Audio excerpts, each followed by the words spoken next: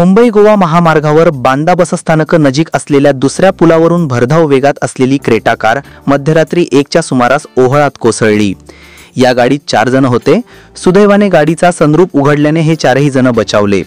Sunroof उघडल्याने एकाने बाहेर येत महामार्गावरून जाणाऱ्या गाड्यांना मदत कार्यासाठी विनवणी केली।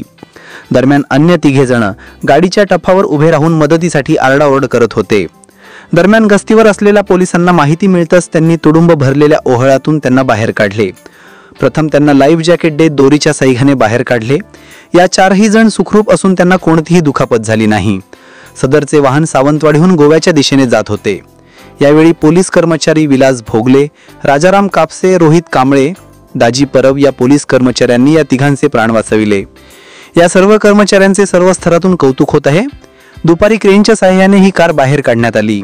केवळ दैव बलवत्तर म्हणून ही कार कोसळताना जुन्या पुलावरील रस्त्यावर कोसळली म्हणून मोठी दुर्घटना टळली। अन्यथा ही कार आणखी 1-2 फूट डाव्या उजव्या बाजूला पडली असती तर आणखी खोल पाण्यात पडून या युवकांना बाहेर येण्यास मिळाले नसते।